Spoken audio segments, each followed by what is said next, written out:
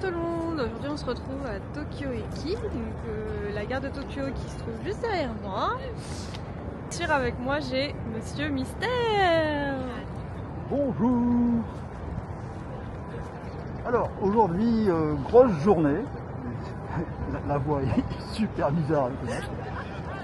Aujourd'hui grosse journée, on va commencer avec la gare de Tokyo et ensuite on va aller se balader. Le but de la journée c'est d'aller voir les pruniers, puisque avant le Hanami, donc avant les cerisiers en fleurs, ce sont les pruniers qui fleurissent au mois de février. Donc on a plein de choses à voir. Ça va être une grosse journée de marche. Oui. Là on va se promener un petit peu parce qu'on doit aller à un point de vue, mais ça ouvre qu'à 11 h, donc on va attendre un peu dans le coin et puis on va marcher pour ensuite aller à la vue. Voilà.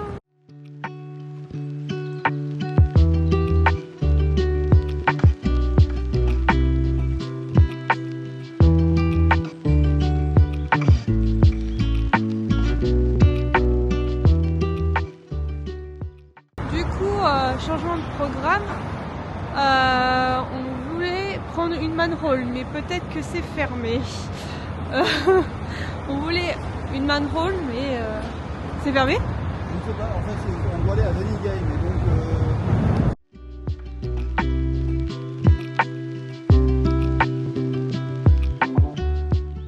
Voilà, du coup on est parti pour aller chercher la manhole. De base on devait juste se promener, mais finalement on a dit on va profiter pour aller prendre la manhole maintenant vu qu'on a du temps.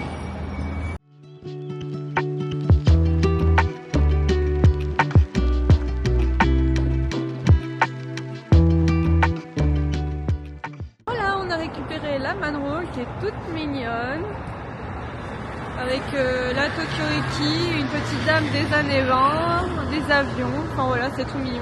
Et donc du coup c'était au Zenigame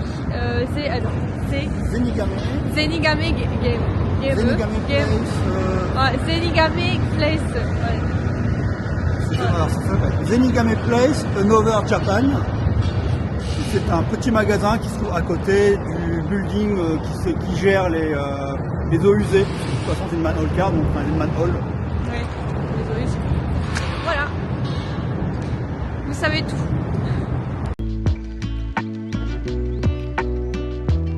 On va se diriger vers le building où il y a la vue dont on vous a parlé tout à l'heure.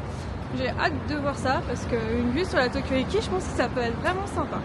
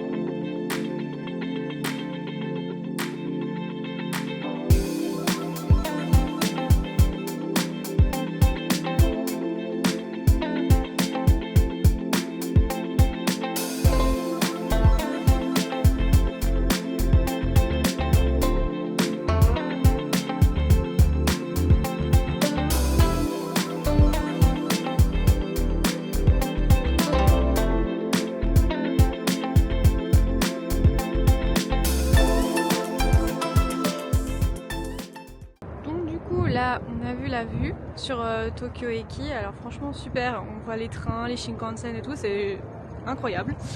Donc si vous aimez les trains, je vous conseille ce spot. Là, on va se diriger vers un petit bistrot pour aller manger parce qu'il commence vraiment à se faire faim et Luna aussi commence à avoir faim, donc on va se diriger là-bas.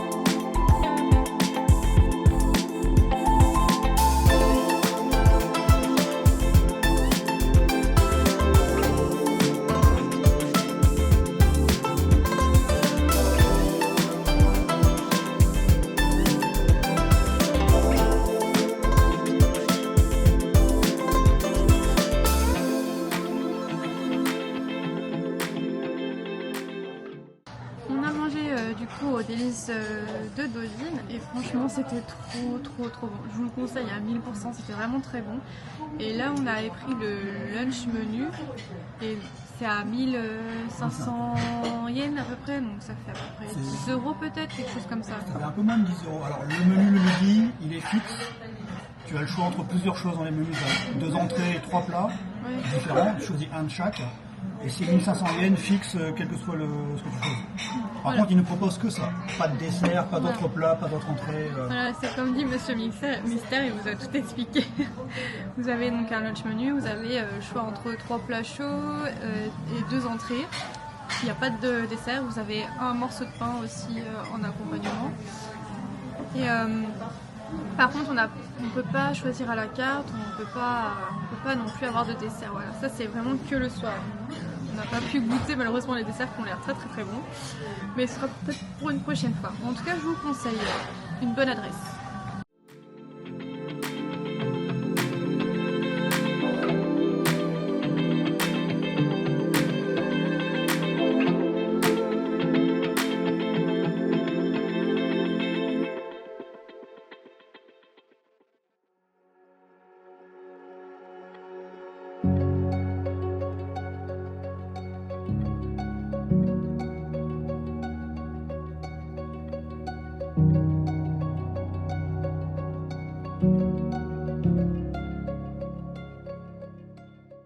Du coup là on se dirige vers le palais impérial, on va visiter un peu les jardins, voir un petit peu. Là j'ai vu des jolies fontaines, alors je vais vous les montrer. Et puis on se rejoint là-bas.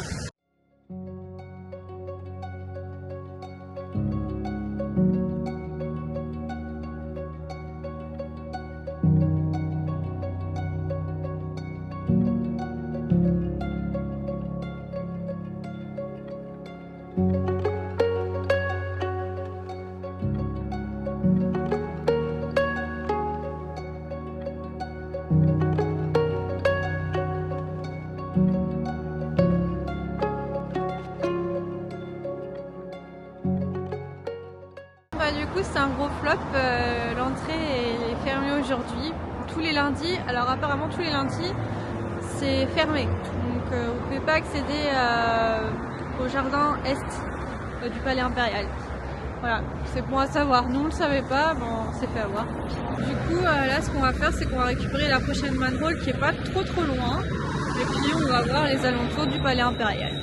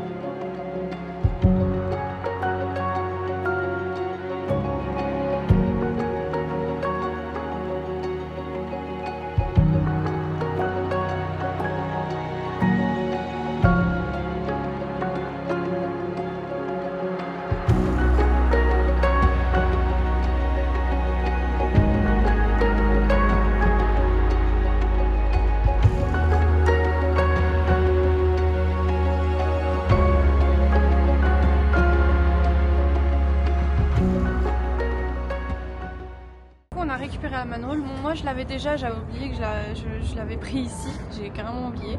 Mais du coup on a récupéré la manroll, donc qui se présente comme ceci. Ah pardon, dans l'autre sens. Voilà. Et si vous avez vu mon vlog sur les sakura, bah c'est ce jour-là où j'avais récupéré la carte. Donc du coup là on va se diriger vers Tokyo Dome, mais on va aller voir si on peut des sanctuaires avant. Et puis ben voilà. Mon beau sac, comment il est beau, j'ai pris un Starbucks. Et ça c'est les motifs de cette année pour le sac en mode sakura, il est trop beau. Voilà.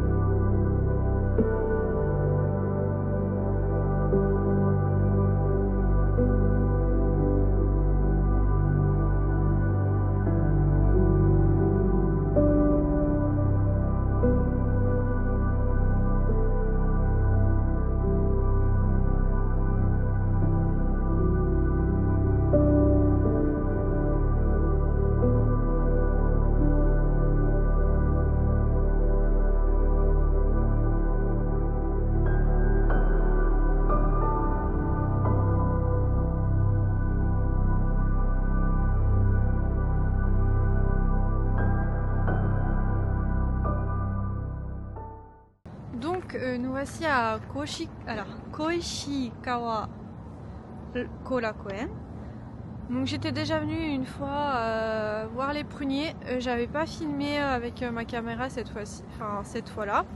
Donc là du coup je rattrape le coup et on est venu voir les pruniers. Donc j'espère qu'ils seront un peu en fleurs comme on a pu voir au sanctuaire juste avant. Voilà, on va bien voir ce que ça donne.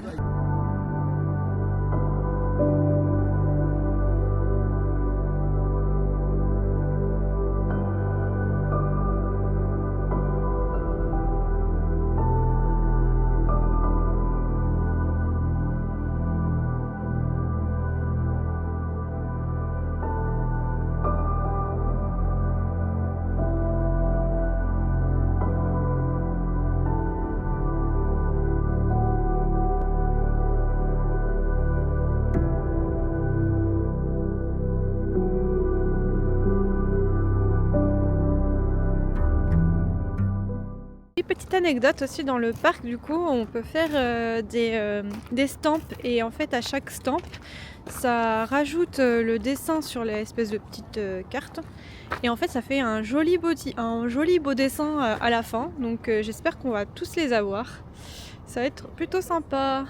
Qu'est-ce que ça donne en fait à la fin? Ça donne un beau dessin avec les pruniers j'imagine, ou les sakura peut-être. C'est super joli, en espérant qu'on arrive jusqu'à la fin.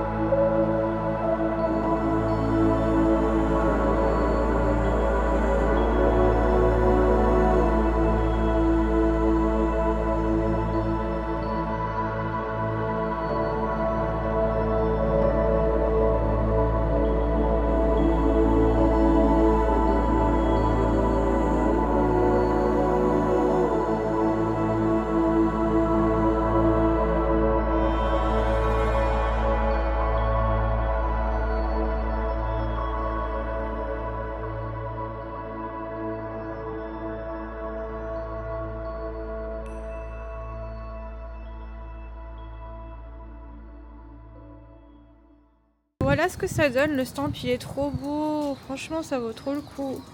C'est super sympa d'avoir fait des stamps comme ça, enfin moi j'aime beaucoup, voilà, avec les sakura et les umi, enfin les pruniers. Donc du coup là on a fini un peu le parc, je vous le conseille, il est vraiment beau par contre. C'est pas trop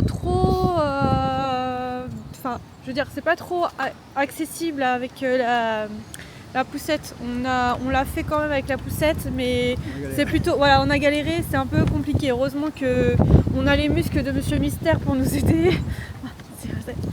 Mais non, vraiment je vous conseille plus de le faire sans poussette si c'est possible pour vous.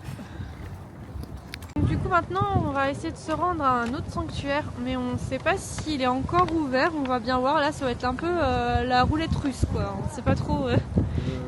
Enfin déjà on va pas pouvoir acheter les Malogoshuin parce qu'il sera beaucoup trop tard. On espère juste que le temple en lui-même est toujours ouvert, donc on va voir. Ce sera au petit bonheur à la chance.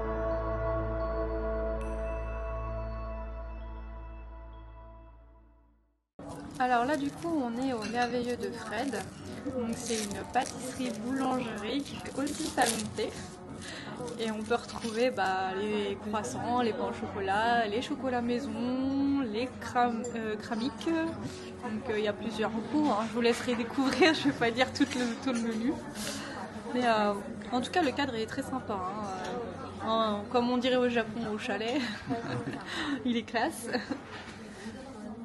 Je vous retrouve après pour vous dire en tout cas si j'ai trouvé ça bon, mais je pense que je vais trouver ça bon. Petite anecdote, on a été du coup au sanctuaire et il y avait du coup la personne qui s'occupait du sanctuaire, il a bien voulu ouvrir ses portes pour qu'on puisse acheter des mâts et ça c'est vraiment très gentil parce que c'était déjà fermé depuis un petit moment j'imagine. Et du coup on a pu avoir nos mâts donc je suis trop contente. Voilà, c'est vraiment, il était adorable. C'est une anecdote comme ça.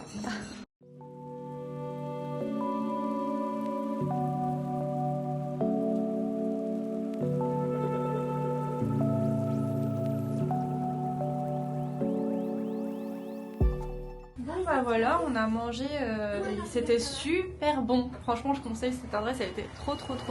C'était trop bon. Les pains au chocolat, le chocolat, tout était très bon. Et du coup, bah là, moi, je vais vous laisser parce que je vais vite rentrer chez moi parce qu'il se fait un tout petit peu tard. Mais je vous dis dans un prochain vlog et j'espère bien sûr que ce vlog vous a plu. N'hésitez pas à commenter, partager et liker, ça fait toujours plaisir, vous le savez. Et puis, ben, je vous fais des bloody kissous. Bye!